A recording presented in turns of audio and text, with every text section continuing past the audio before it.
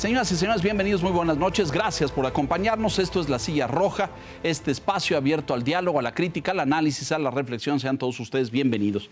El día de hoy invitamos a don Luis de la Calle, un hombre con una amplísima experiencia en materia de comercio internacional, consultor, analista, experto. Querido Luis, un gusto tenerte con nosotros. Encantado, Leonardo, encantado de estar con ustedes. Muchas gracias. Señor Quintana, ¿cómo está? Buenas noches. Bienvenido, Luis. Don Víctor Piz, ¿cómo está? Bien, gracias, buenas noches, bienvenido. Encantado, Víctor, estar contigo también. Vaya tiempos tormentosos. Lo único que espero es que tu despecho esté por la luna ahorita en estos momentos y que todo el mundo te pregunte y te diga, Luis, ¿qué hacemos en estos momentos? Pero vaya tiempos. Tenemos este mes de pausa. Todos estamos convencidos de que Donald Trump utiliza el instrumento, la amenaza de los aranceles como un mecanismo para obtener otras cosas, en materia migratoria, en materia de seguridad, en otras cosas. Ahí hay como acuerdo o yo creo que un sentido común en la estrategia de que ese es el propósito. Pero yo te preguntaría o arrancaríamos diciendo, en este mes tendríamos que hacer cosas para aminorar, contener, prepararnos, preparar respuestas, preparar sectores. ¿Qué tendría que hacer el gobierno mexicano en este mes? Bueno, yo creo que nadie puede llamarse a la sorpresa, ¿no?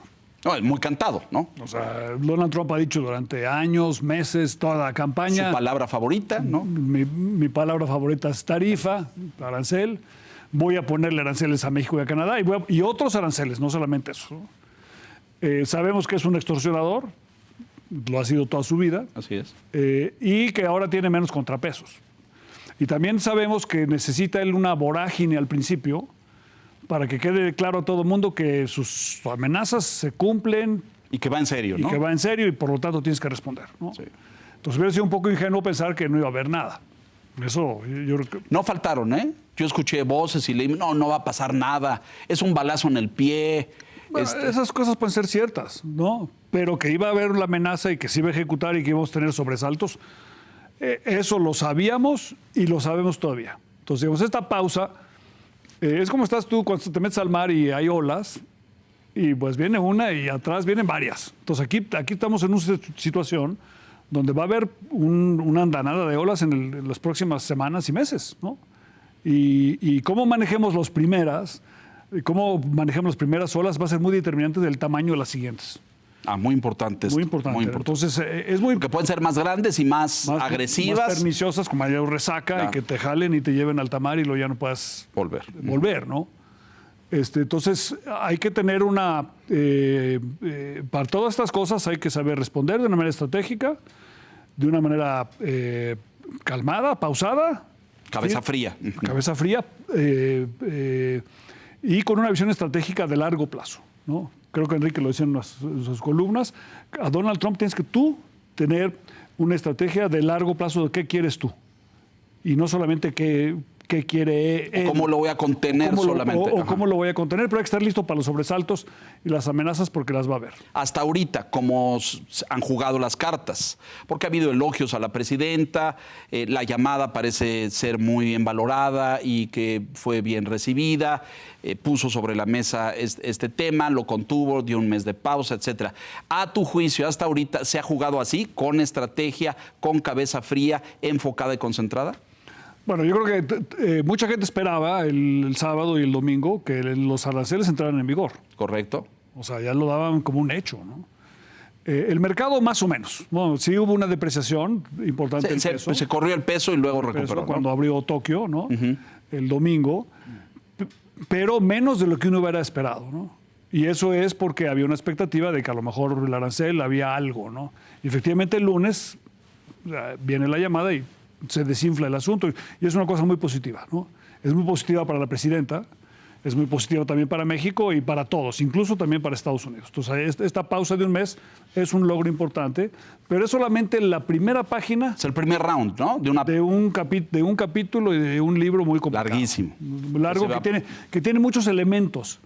Y hay que poner atención a todos, no solamente el asunto de los aranceles, sino otros temas. Sí, el migratorio, la seguridad, etcétera, etcétera. No, y otros.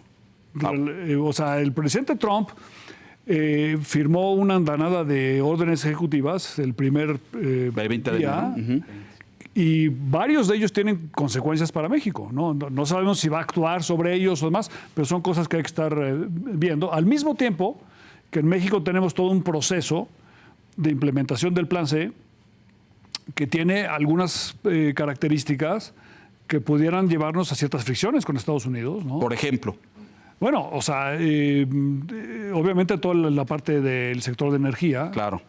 Donde ya estuvimos bastante raspados en los años recientes. Hay un proceso abierto de consultas en materia de energía. Un poco como detenido, pero esta última señal del gobierno de decir, a ver, vamos a recuperar la figura de las APPs y invitar a inversión extranjera, pareciera una señal. La discusión de las reformas secundarias en México está en curso. Que está en curso. Decías cosas de este mes. Bueno, esa es una. Se están discutiendo las reformas secundarias y ahora que se conocen los textos, se le va a hacer un análisis sobre ellas y sobre su posible congruencia o no congruencia con las obligaciones de México bajo del tener. Entonces, tienes esas cosas y luego hay otras que también hay que tomar en cuenta y hay que también tener un poquito la cabeza fría. Y después, los otros aranceles, porque Trump amenazó varios tipos de aranceles y no solamente condicionado en migración y en fentanilo. Hablamos de las olas. La siguiente ola llega a final de mes. En el decreto nada más le cambió el mes, le quitó febrero y le puso marzo. Es decir, ahorita la orden ejecutiva dice que los aranceles entran el 4 de marzo. Y algo tiene que ocurrir para que nuevamente se abra otra pausa, ¿o no? Hay la sensación de que se va a abrir otra pausa, siempre y cuando algo ocurra, no sabemos qué, porque no se estableció qué métricas se van a utilizar para decir, así cumplió México. Acá especulábamos, a lo mejor es el precio al menudeo del fentanilo. Si sube suficientemente, quiere decir que sí se pararon entregas y por lo tanto hay evidencia de que no está llegando tanto fentanilo como antes. O el número de detenciones, si ya está bajando claramente el número de detenciones en la frontera, pues quiere decir que la Guardia Nacional que se desplegó sí está parando a los migrantes. Pero no lo sabemos y creo que ni públicamente y creo que el gobierno tampoco. ¿Cómo ves tú el cierre del mes de febrero y el arranque de marzo? Porque otra vez vamos a llegar con el Jesús en la boca el 28 de febrero. ¿Y ahora qué? Bueno, o sea, las fechas claves eran el 3 de febrero y ahora el 4 de marzo y después el 1 de abril. Sí. Porque en la orden ejecutiva que se hizo en materia de comercio exterior, sí, esa es la fecha límite. Pone una fecha para que le entreguen un reporte sobre si México y Canadá están colaborando. Es correcto. Entonces hay que tomar en cuenta eso. Este arancel de 25% a Canadá y México suscita 3 preguntas. La primera de ellas, ¿México y Canadá van a colaborar en fentanilo e inmigración? La respuesta es sí, ya estamos colaborando. Así es. La segunda pregunta es la que hace ahora Enrique. ¿Esa colaboración será suficiente para Donald Trump? Sí, ¿nos vacuna o no nos vacuna? ¿Sí o no? Y la respuesta es probablemente no. ¿No? Porque Donald Trump tiene un incentivo a decirte, qué bueno que estás haciendo progreso, pero sigue la amenaza. Sí, pero quiero más. Quiero más o sigue la amenaza y cuando dejes de colaborar te los pongo. Entonces, nunca vamos a tener una respuesta de Donald Trump, creo yo, que nos diga, ustedes ya están exentos del arancel del 25%. Sí, váyanse a la playa, descansen. Descansa, porque te va a tener la espada de Damocles para decirte, oye, ahí viene el arancel. Pero luego viene la tercera pregunta que es, oye, ¿ese arancel de 25% a Canadá y México por sí solo es creíble? O sea, ¿Estados Unidos realmente le va a poner un arancel a México y a Canadá de 25% que perdure en el tiempo? ¿O es, como decías tú, Leonardo, una estrategia de negociación, ¿no? Y bueno, entonces en esa pregunta sobre la credibilidad de ese arancel es donde hay que hacer una reflexión. Si Estados Unidos económicamente tiene sentido que le ponga un arancel a sus principales socios comerciales. Y cómo se golpea a sí mismo y cómo le afecta. Exactamente. Y ahí vale la pena mucho, lo mencionaste, pero ahorita abrimos un capítulo completo de eso, que son los contrapesos. Porque recibo informes de todos lados de que hay muchos sectores empresariales en Estados Unidos que están muy enojados con todo este asunto. Es decir, Trump hace, ¿no? Y manda y deshace, y le encanta este estilo imperial, autoritario. Pero ahora resulta que adentro sus sectores industriales con los que comercianos no están contentos. Y le están mandando mensajes, decir, oye, está muy bien el calambre, y está muy bien el susto, y está muy bien el garrote, y que te blinden la frontera. Pero no vayas a ponernos porque nos das en la torre a nosotros. Ahorita hablamos de eso, si te parece. Don Víctor. Sí, un poco en la línea de lo que preguntaba Enrique. Como dices, Luis, nadie debe decirse sorprendido. La amenaza estaba ahí. El mismo Trump, 31 de enero, la vocera de Casa Blanca, pues estuvieron manejando la idea de que el 1 de febrero venían los aranceles contra México y Canadá. Y cuando le preguntan a la presidenta si México tiene una estrategia, ella dice, pues tenemos plan A, plan B y plan C. Pero nunca supimos cuál fue el plan A ni el plan B. ¿Qué contenía cada uno? Exactamente, ¿no? Hasta ahora no lo sabemos, ¿no? Lo platicamos antes de entrar al aire, el caso de Colombia, que el mismo día que anuncia la sanción, Trump, Petro responde, o sea, se engancha. Y luego se retracta. Y Canadá igual, el mismo día que anuncia los aranceles, Trudeau sale con su respuesta. La pregunta es, ¿cuál debe ser la estrategia de México frente a esta incertidumbre? ¿Cómo debe actuar el gobierno mexicano? ¿Qué tiene que hacer? Bueno, yo creo que a México le ha convenido mucho que Canadá salga muy fuerte en contra. Porque los anticuerpos más importantes son internos, como decía Leonardo, en Estados Unidos. Pero la activación de esos anticuerpos depende también un poco de qué hagan México y Canadá. Estados Unidos y Canadá tienen una relación de familiaridad, incluida lingüística, que nosotros no podemos tener con Estados Unidos, ¿no?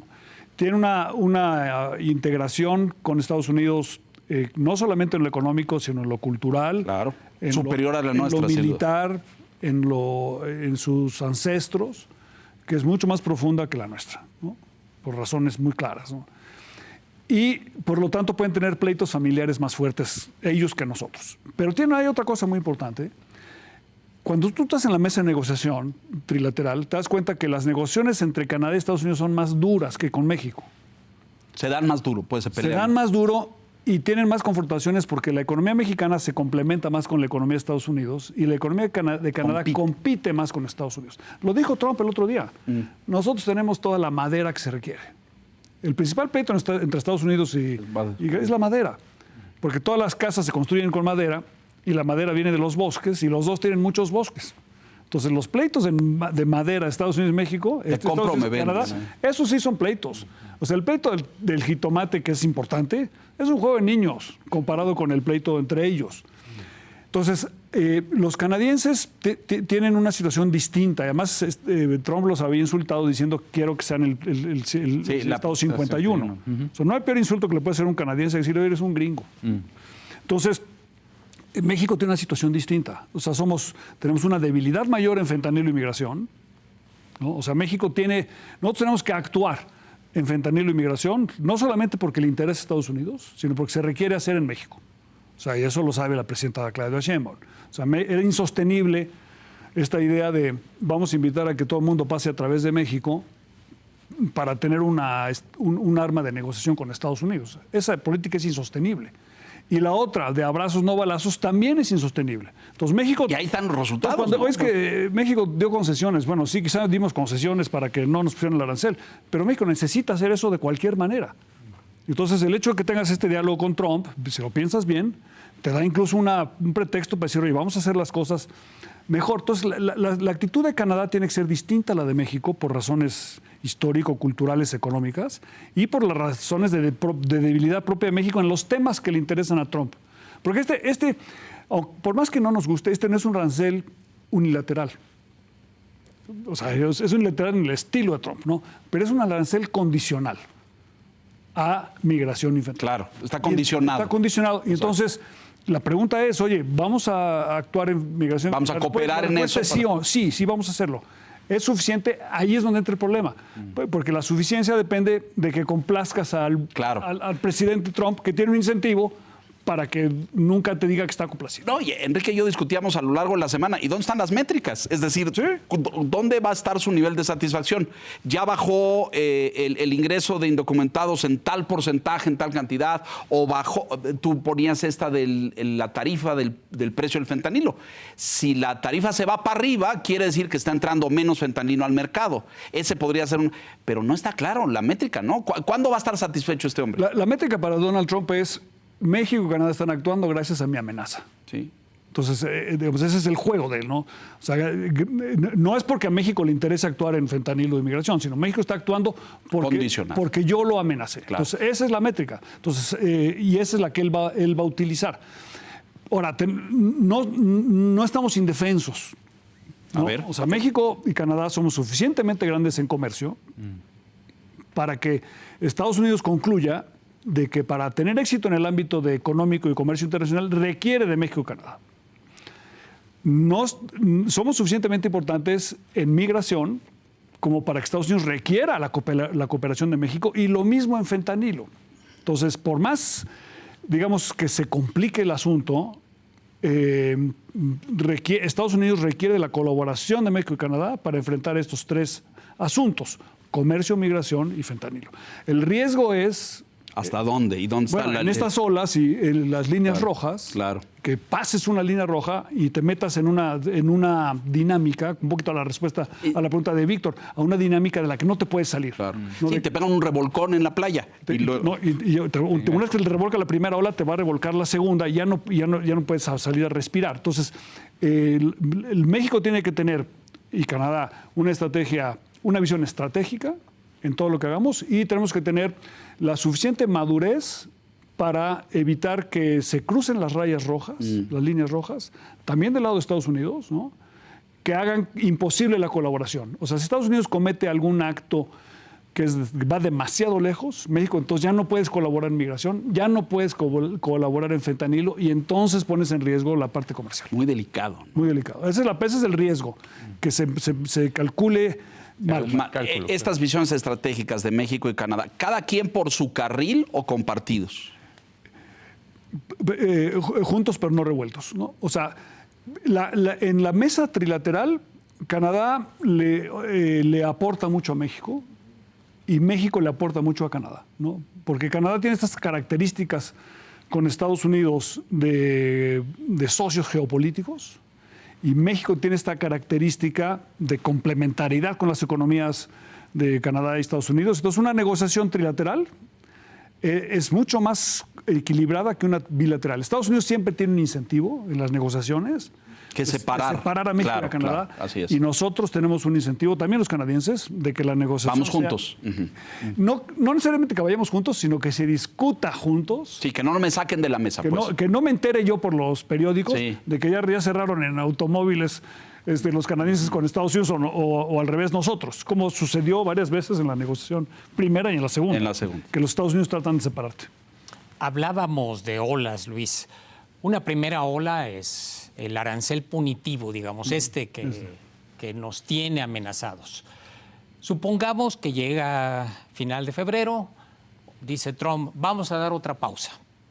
Pero llega abril y ya tiene el Lutnick y el secretario del Tesoro, tienen el documento con las propuestas comerciales. Y resulta que ese documento implica de facto reabrir o revisar, como quieras denominarle, el TEMEC, saltándose el calendario, es decir, acelerando el calendario. Hay quien dice, si esto se va a revisar, que se revise mejor de una vez, porque si no nos vamos a quedar 1 año y medio en una condición de incertidumbre, porque pues, no vamos a saber qué va a pasar si esperamos hasta junio del 26 para empezar a discutir formalmente. ¿Cómo ves tú el escenario y qué conviene más? Bueno, o sea, suponiendo que libremos más o menos o se posponga el arancel del 25% del condicional, el presidente Trump va a recibir un conjunto de reportes el 1 de abril. Algunos sobre México y Canadá, muchos sobre China, y otros sobre lo que escribiste tú en el Financiero, sobre el déficit comercial, de cómo corregir el déficit, todo eso, ¿no? Entonces, Donald Trump probablemente va a tomar medidas con respecto a el comercio con respecto a China, ¿no?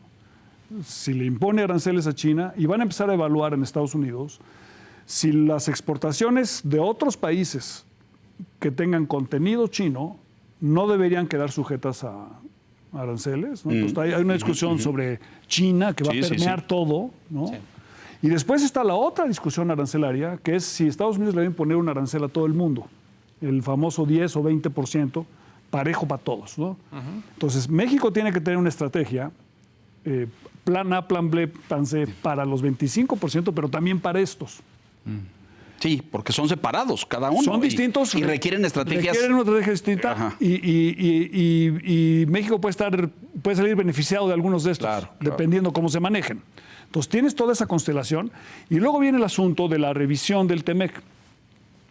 La ley de Estados Unidos dice que en 2026, también el tratado, pero en Estados Unidos se plasmó en su propia ley, viene la revisión y que las consultas de esa revisión empiezan en 2025. Entonces, además de eso, Donald Trump puso en una de sus órdenes ejecutivas... Sí, las consultas. Bueno, las consultas ya estaban, las adelantó un poco, pero la otra cosa que puso es que hay una revisión de los acuerdos comerciales. Con el mundo entero. Con el mundo entero y del cumplimiento de los acuerdos. De los acuerdos. Porque va a sancionar a quien a su juicio no lo esté cumpliendo. Sí. Ahora, esa revisión anual de cumplimiento, hay una revisión anual de cumplimiento que se hace todos los años, que sale el 1 de abril, por cierto.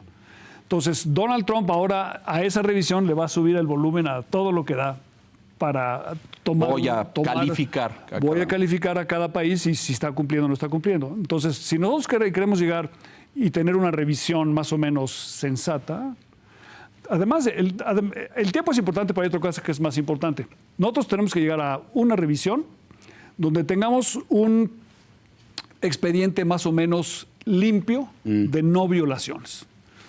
Porque cuando, y ahí estamos ya en falta. El maíz es uno, la energía. Ahí es donde estamos, digamos, podemos entrar en un piso resbaloso. Porque hay que tomar muy en serio la amenaza que Donald Trump trate de imponer un arancel a todo el mundo. Los aranceles a China ya los puso. Sí, ya. Y le pueden poner más. El tema de triangulación, de que estemos utilizando, México se ha utilizado como plataforma para China, es una cosa que se puede abordar. Y si se aborda inteligentemente, quizás lo podemos resolver. El otro arancel es más complicado. Porque si Estados Unidos dice, oye, le voy a poner un arancel a todo el mundo. Sí, pues ahí ya. México y Canadá van a tener que decir, sí, pero me tienes que excluir a mí. Porque a mí ya me pusiste y soy tu socio. Un acuerdo. Porque hay un acuerdo y el capítulo 10 dice que a ese tipo de aranceles no se los puedes poner a Canadá y a México. Y si no nos lo pone, tenemos derecho de compensación. Y si no nos compensa, tenemos derecho de represalias. Pero no tenemos autoridad moral para pedirle cumplimiento a Trump si nosotros tenemos una lista larga de incumplimientos. Entonces... ¿la tenemos? Bueno, esa es un poquito la pregunta. O sea, ¿qué tanto México ha incumplido? Ha incumplido o podría decirse que está incumpliendo con sus compromisos internacionales? Entonces, aquí es donde entras en una situación donde si podemos adelantar la revisión puede ser positivo. Si tenemos una hoja de cumplimiento, dice, oye, pues yo estoy preparado para el examen, échamelo encima. Puras palomitas. Pero me da la impresión de que... si tenemos frijolitos en el arroz, pues a lo mejor hay que tener una estrategia de cómo vamos a manejarlos. A ver, el maíz es un frijolito. Bueno, esta semana se publicó un acuerdo de la Secretaría de Economía diciendo que ya no aplicará en el decreto que había emitido el anterior, lo referente a la importación de maíz transgénico prohibición. Y el glifosato. Súper interesante que haya incluido el glifosato. Pasó ahí como Se publicó en el diario oficial. Se publicó en el diario oficial. La presidenta no dijo nada. Es decir, lo que está haciendo el gobierno de México es cambiar la postura de la que tuvo Andrés Manuel. Sí, bueno, lo que dice el acuerdo... Lo que dice el panel de maíz. Lo que dice el acuerdo es, a través de este acuerdo, se implementa el panel y, por lo tanto, ya no aplica en el decreto anterior lo referente a la importación de maíz transgénico y el uso de glifosato. O sea, vamos a volver a importar maíz transgénico. No, nunca dejamos de importar. Nunca dejamos de importar. México nunca ha dejado de importar. A pesar del panel y de todo esto. No, es que hay amenazas que no son creíbles. La amenaza de prohibir la importación de maíz amarillo es cero. Esa puedes de una vez llevártelo al banco y cobrar el cheque. O sea, es imposible. Porque va a seguir entrando, lo No, consumimos. hombre, o sea, si tú impides la entrada de maíz, se multiplicaría el precio del huevo, la carne, la leche y el pollo 50, 60% al día siguiente. Los refrescos. O sea, no, es imposible. O sea, México es un gran importador de maíz. Consumimos en México más o menos 45 millones de toneladas de maíz. Producimos en un buen año 25. Sí, la mitad. O sea, la mitad. O sea, O sea, ahí ya estamos cumpliendo. Ahí ya tendríamos palomita. Bueno, sí, vamos a ver cómo digieren el acuerdo que publicó el secretario. Energía, con lo nuevo de electricidad y esto. En energía, la discusión de la secundaria es muy importante, porque hay algunos elementos de las secundarias que, dependiendo cómo quede el lenguaje final, podrían ser considerados violatorios o no violatorios del TEMEC. O sea, hay que ver, eso está todavía en debate. Bueno, o sea, no son muy difíciles de ver cuáles, son los más importantes. El primero de ellos es la prevalencia, ¿no? Esta idea de que hay una prevalencia de CFE y Pemex sobre los privados. Que hay, ¿no? Pues sí hay en la ley. Bueno, hay que leer la ley con detenimiento para ver si hay una prevalencia, ¿no? Ok. El segundo es el funcionamiento de la Comisión Nacional de Energía. O sea, la Comisión Nacional de Energía va a funcionar de tal suerte que no va a tratar de manera discriminatoria al proveedor versus al Estado privado o a los del Estado, en términos de dar los permisos, darlos a tiempo, de darlos con las condiciones, ¿no? El tercero es el orden del despacho. ¿Quién se sube a la red primero y cómo? Ajá. ¿Con base a qué te subes a la red, no? El presidente López Obrador insistía mucho que se subieran primero las hidroeléctricas, después las de CFE y al último las renovables, ¿no? La propuesta de ley que ahora está en el Congreso no dice eso. Dice que se va a despachar de manera meritoria. Pero tenemos que ver en los hechos. Whatever that means, ¿ok? No, bueno, con base a la confiabilidad, sustentabilidad, factibilidad del uso de la red, ¿no? Y está bien. Entonces, si SENACE toma las decisiones de despacho de una manera equilibrada, sensata, pues, pero si no, entonces estamos en incumplimiento. Podríamos estar en incumplimiento. Entonces, y luego tiene que publicarse todavía las reglas de mercado y las disposiciones técnicas de SENACE para el despacho, ¿no? Entonces, si todo eso en la parte eléctrica, en la parte de hidrocarburos está un poquito más complicado. Más complicado. Entonces, existen las bases para que tuvieras tú, puedes decir, o México pueda prometer, no te preocupes, voy a cumplir porque voy a tratar a todo el mundo de manera equitativa, sin discriminación. Hay un problema con la Comisión Nacional de Energía, porque la Comisión Nacional de Energía está compuesta, el órgano decisorio, por 5 funcionarios de la Secretaría de Energía y 3 expertos de energía. Independientes. Pero la presidenta de la comisión es la secretaria de Energía, que es la presidenta de CFE y Pemex. Entonces, hay conflicto de interés. ¿Cómo le haces para que las decisiones sean meritorias y no estén influidas por eso? Esas serían las áreas. Esa es la parte. En la parte de electricidad, esas son las que podrían señalarse como posiblemente no congruentes. El caso de que haya un tanto discriminación. Lo que prohíbe el TEMEC no es que México no compita, fortalezca a CFE y a Pemex. No, eso no. Eso no. Las consultas se hicieron para asegurar que Pemex y CFE reciban el mismo trato que los privados y los privados reciban un trato similar que Pemex y CFE. Esa es la discusión. Por eso la discusión de prevalencia es tan importante. Entonces, esas cosas se aclararán en la discusión de la secundaria. Tenemos que ir a pausa, pero ¿hay más negritos en el arroz o con esos ya tenemos para divertirnos un rato? Bueno, hay un asunto más de largo plazo sobre el funcionamiento del Poder Judicial. Es muy, muy delicado ese, ¿no? Déjenos hacer una pausa, vamos rápidamente a mensajes. Estamos con el doctor Luis de la Calle revisando este complejo tema arancelario. Mensajes, volvemos.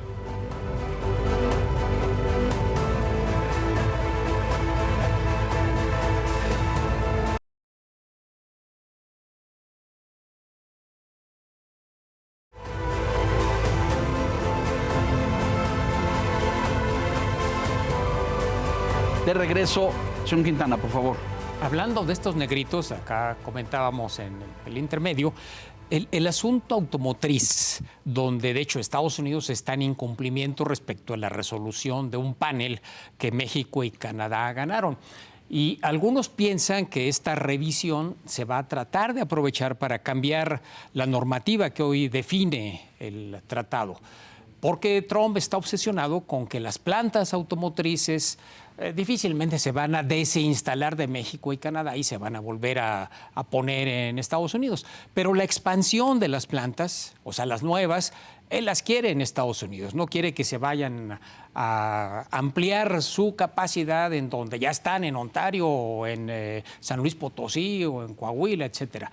¿Ves tú riesgo de que nos pegue esta posible revisión en el tema automotriz? O sea, en todo el tema de la revisión, el elefante en el cuarto es China, ¿no? Sí. Entonces, o sea, eso es lo que eso es lo que más se va a revisar, ¿no? De si nosotros estamos utilizando componentes chinos en todas las industrias, pero en especial en autopartes y automóviles, para darle la vuelta a las prohibiciones que tiene Estados Unidos con respecto a China y pues, entrando por ahí en una especie de comercio desleal. Entonces, va a haber esa discusión, seguramente. Allí tenemos la ventaja de que hay una conciencia en Estados Unidos, en Canadá, de que la competencia con China es mejor si pueden colaborar con México, ¿no? O sea, que México juega un papel positivo en la competitividad de Estados Unidos para competir exitosamente con China, en todos los sectores, ¿no? Entonces, México en el sector de autopartes, por ejemplo, ahora somos el número 1, ¿no? El año pasado cerramos con 42% de participación de mercado en las importaciones de Estados Unidos de autopartes. Entonces ahí es donde dices, a ver, le va a poner un arancel al 42% de las importaciones que utilizan durísimo, ¿no? para armar coches en Estados Unidos. Se antoja un poquito difícil, ¿no? Y esas autopartes no las puedes producir competitivamente en Estados Unidos. Entonces ahí va a haber un acuerdo, seguramente, sobre cómo la integración va a seguir profundizándose, ¿no? Pero puede haber ciertas condiciones de tratar de minimizar o de no promover el contenido de origen chino en algunas de las autopartes o automóviles que se acaban exportando a Estados Unidos. Hoy en día ese contenido es relativamente bajo.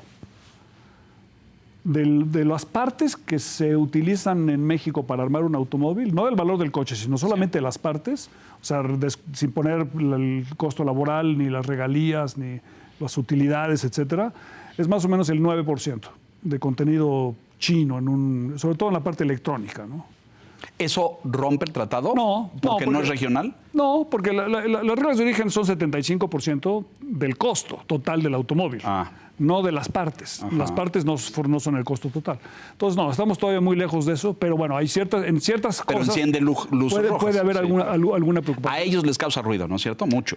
Causa ruido político en Estados Unidos, es un ruido político. El otro asunto es el acero. ¿No? Que el acero se utiliza en los automóviles, se utiliza también en los refrigeradores y en muchas otras cosas. Esos dos productos esos dos sectores, el acero y el automóvil, autopartes, son muy importantes porque de los 6 estados que deciden las elecciones en Estados Unidos, 3 son acereros. Son acereros o de autopartes, ¿no? O 3 o 4, ¿no? Porque son Pensilvania, Michigan y Wisconsin, ¿no? Y entonces, de los bisagra, bueno, claro. Entonces esos y viene la elección ahora en sí, la intermedia, claro. Y luego viene la otra presidencial. Entonces tienes esa parte que es muy importante, ¿no? Ahora, Estados Unidos no tiene la manera de aumentar su base de manufactura de una manera muy fuerte, ¿no? Ustedes recordarán que en 2017 Donald Trump fue a Wisconsin a dar el primer palazo para la instalación de una fábrica de Foxconn.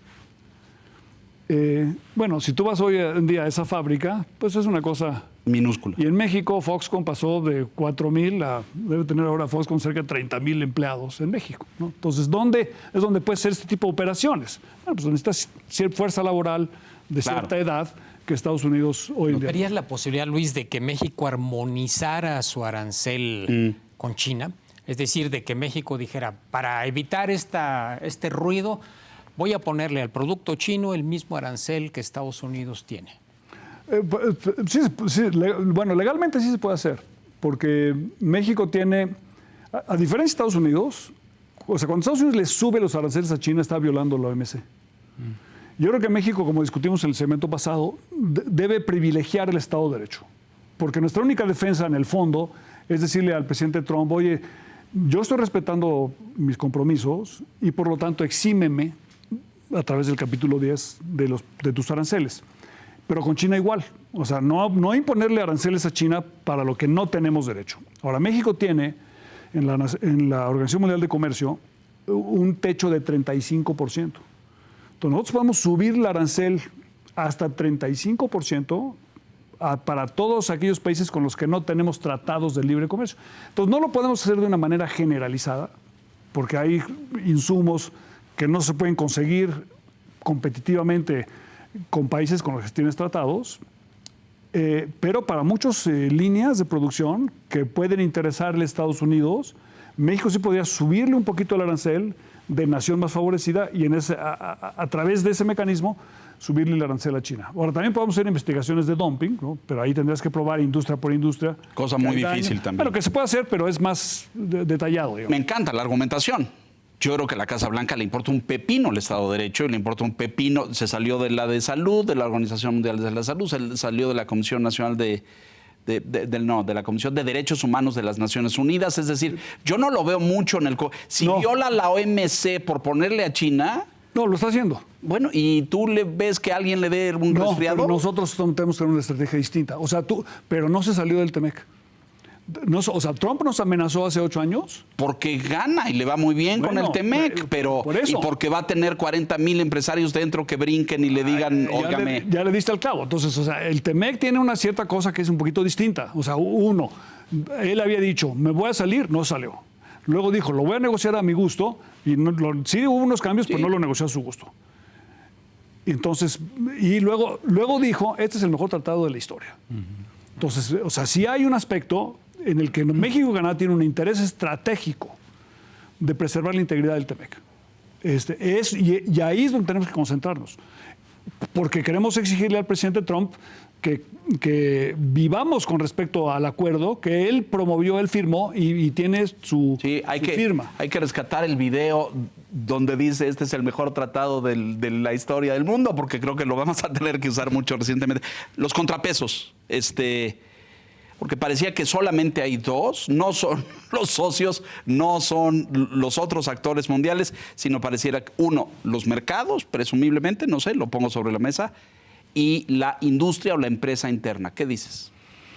No, sí. O sea, este señor puede hacer lo que se le dé la gana y nadie le va a parar un alto. Bueno, él dijo que podía... Estoy hablando de comercio, ¿eh? Si quieres luego entramos a las naves militares que recorren el Golfo de California, estas cosas, pero... Él dijo que él puede matar a una persona en Times Square y no le pasaba nada. Así es. ¿No? Bueno, salió impune de todos sus procesos, ¿eh? Sí. Limpiecito. No, él puede pensar hoy en día con justa razón de que puedo hacer lo que quiera y me eligen presidente de Estados Unidos. ¿Y la historia le da la razón? Sí, 100%. En materia de comercio e integración comercial sí hay ciertos contrapesos. Sí los hay. O sea, recuerden lo que sucedió también hace 7 años, cuando iba a firmar la orden ejecutiva para salirse del TLC América del Norte. Sí. Y llegó el secretario de Agricultura de Estados Unidos. Bueno, John Kelly se la quitó del escritorio. Pero luego llegó el secretario de Agricultura con un mapa de Estados Unidos y con todos los distritos electorales de Estados Unidos que iban a ser impactados negativamente. Sí, cancelaba el sí, cancelaba porque ponía en riesgo las exportaciones agropecuarias. Claro. Y cuando vio el mapa dijo, eso es Trump territory. No es tan fácil, ¿verdad? No es tan fácil, porque México y Canadá tenemos una ventaja y una desventaja. En la costa este y la costa oeste de Estados Unidos, unos tienen al Reino Unido y Europa y luego tienen a Japón y Asia del otro lado, ¿no? Los pobres del medio oeste, no tienen Texas nada. y Oklahoma, tienen a Canadá y a México. No les queda otro. Pero ese es el territorio Trump. Ahí está su base electoral. Claro. Entonces, Trump es muy sensible, como vimos cuando tomamos represalias sobre la sección 232 en 2017 por el acero y el aluminio y nos quitó las medidas porque le pegaste al medio oeste. A su nicho, claro. A su base electoral, ¿no? Entonces, si somos inteligentes y argumentamos, y creo que se puede hacer el argumento de una manera muy importante, de que el futuro económico de esa región de Estados Unidos depende en mucho de que México y Canadá estén funcionando, tenemos un buen argumento. Un argumento que te da un cierto contrapeso. De negociación, claro. Te da un cierto contrapeso. Y el otro contrapeso son los mercados. Yo creo que en los próximos meses el mercado de bonos va a ser un contrapeso más importante que el mercado de acciones en Estados Unidos. El bono a 10 años en Estados Unidos ya está por arriba de la tasa de la Fed. Está en 4.50 más o menos, fluctúa todos los días. Estaba hace unos meses en 3.70. Ese bono, si no logran controlar el déficit público de Estados Unidos, que está en casi 7 puntos del PIB, probablemente llegue a 5%, y esa es la reacción del mercado de bonos, probablemente haga que Donald Trump tenga que moderar algunas de sus medidas en materia comercial. Has mencionado varias veces esto, pero la tarea de México es la defensa del Estado de Derecho, la garantía de la certidumbre jurídica en las reglas del juego para la inversión, porque pues frente al riesgo China se ha planteado la sustitución de importaciones. Y un mecanismo que acaba de lanzar México es el Plan México, donde se apuesta a incrementar la inversión. Creo que por ahí viene pues también parte de la solución al tema, ¿no? Sí, pero está íntimamente ligada con el sector energético. O sea, cuando la gente dice, oye, tenemos que incorporar más valor agregado doméstico, regional a lo que hacemos, ¿no? Pues sí, todos estamos de acuerdo. Entonces hoy vamos a hacer una comisión. Esas comisiones pues son reuniones muy interesantes, pero si tú quieres incorporar valor agregado nacional en lo que producimos y exportamos, o valor agregado regional con América del Norte, necesitas un mercado de energía altamente competitivo. Que no tenemos hoy en día. Porque, mira, los componentes de la manufactura, ¿no? Son el acero, el aluminio, las fibras sintéticas, el vidrio, las fibras de vidrio y todos los productos químicos, ¿no? Bueno, todas esas cosas son intensivos en gas natural. Y lo compramos todo de fuera. Bueno, qué bueno. Podríamos, además de comprarlo, permitir la explotación aquí en México para que tuviéramos una menor dependencia con Estados Unidos. Pero en México necesitamos mucho más gaseoductos de los que hoy en día tenemos. La inversión en gaseoductos se frenó desde la negociación que se hizo a principios del sexenio pasado. Sí, sí, sí. Entonces, tú quieres realmente tener una política para incorporar más valor agregado nacional, tienes que tener un sector energético de altísima competitividad y con una fuente diversificada de energía, limpia y diversificada. Y después otra cosa que se requiere, de la que nunca se habla muy poco, logística. Claro. O sea, la gente va a Ciudad Juárez. Ciudad Juárez, no sé si han ido ustedes últimamente, es un monstruo industrial gigantesco, tremendo. Sí. Y entonces, oye, ¿por qué las empresas en Juárez no compran más del Estado de México? Oye, porque ya calculaste el costo de transporte de Ohio o de Illinois a Juárez y del Estado de México a Juárez. Ah, no, pues resulta que es más barato. La mitad allá en Estados Unidos. Y no te asaltan y no hay peajes. Ah, no, bueno. Tráelos de allá. Y no te cobran el IVA. Claro. Cuando importas a Estados Unidos.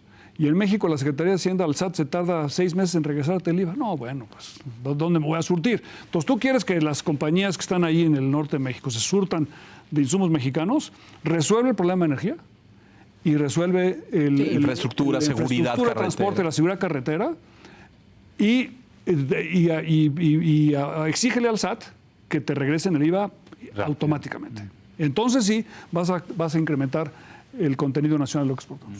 Luis, esta semana que termina, hubo una reunión en Palacio Nacional de más de 300 empresarios con la presidenta, el gabinete, y se anunció, Altagracia Gómez Sierra anunció, bueno, el cuarto de junto va a adquirir una nueva modalidad, porque ya no solamente va a ser un grupo asesor, sino va a participar en las propuestas y demás. ¿Tú percibes que, por ejemplo, todo esto que señalas y lo que han señalado otros desde la propia industria, está siendo tomado en cuenta y va a ser, digamos, una parte del parque argumentativo, técnico, etcétera, que eventualmente podemos llevar cuando nos sentemos en esta negociación? Yo creo que hay que aprovechar el oleaje, ¿no? O sea, Donald Trump es un buen pretexto. O sea, ¿cómo digo, Enrique y yo llevamos ya muchos años en esto, ¿no? Cuando la economía mexicana está en una situación vulnerable, es cuando nos va mal. Entonces, tu mejor defensa para enfrentar el oleaje es tener una economía muy sólida, altamente competitiva. O sea, porque es lo que te va a permitir tener un barco más sólido que te permita encarar los vientos y el oleaje muy fuerte. Pero además, cuando tú eres competitivo en México, inmediatamente generas cabilderos y contrapesos a favor tuyo fuera de México. O sea, porque le van a decir, oiga, presidente, México es un lugar donde que nosotros queremos participar. Se hace buen negocio ahí. Porque eso es tremendamente atractivo. Entonces, si hacemos bien las cosas, esa es nuestra mejor defensa. O sea, la mejor estrategia, la pregunta de Víctor, la mejor estrategia en México es hacer bien la tarea interna. Si hacemos bien la tarea interna, nos va a ir bien en el oleaje de Trump. Si ponemos a la economía mexicana en una situación de vulnerabilidad, nos va a ir mal. Y una cosa más, todo lo que hemos hablado ahora es un poco una estrategia defensiva, ¿no? ¿Cómo nos defendemos? Sí, sí, sí. Oye, ¿por qué no hacemos una estrategia ofensiva? O proactiva, exacto. Ofensiva. Ajá. Déjame darte un ejemplo. Estados Unidos acaba de decir que no van a permitir la compra de US Steel por Nippon Steel, ¿no? La acerera Estados Unidos por la principal acerera japonesa. Oye, pues agarras el avión, te vas a Tokio y llegas a Nippon Steel y dices, oye, en México. Yo sí quiero. ¿Por qué no hacemos que te vengas a México? Aquí, mira, yo te pongo el gas. El mineral de hierro y el carbón lo traemos de Estados Unidos. Y convencemos al presidente Trump de que es una cosa positiva para América del Norte. Y le damos a la manufactura de América del Norte los aceros especializados que hoy en día estamos importando de Asia. Entonces ya empiezas a tener pero para que eso lo puedas hacer con credibilidad, necesitas que no te tomen las vías de tren, ¿no? Que no te roben el camión en la carretera. Que tengas gas, claro. Y que el gas sea competitivo, que tengas electricidad, que la electricidad sea competitiva y que tengas un sistema de logística que te permita. Entonces, todo eso, pero entonces ya empiezas a verlo como de una manera distinta, ¿no? Entonces necesitas, si tuviéramos un nivel de ambición un poquito más alto, seríamos mucho más exitosos desde mi punto de vista. ¿Estás en el cuarto de junto, Luis? Estoy en la silla roja. ¿Con quién hablamos o cómo hacemos para que les vayas a explicar ahí? No, yo creo que estas cosas, son ideas. Mucha gente tiene estas ideas. No, yo sé, pero hoy se plantea, y por eso yo creo que muy oportuna la pregunta de Enrique, de cerrar filas con el empresariado, de que haya un bloque fuerte ahí. En el pasado, en negociaciones anteriores, y tú has sido testigo de eso, los empresarios han jugado un rol, un papel, y han ayudado con gente especializada por industria, es decir, han sido un factor.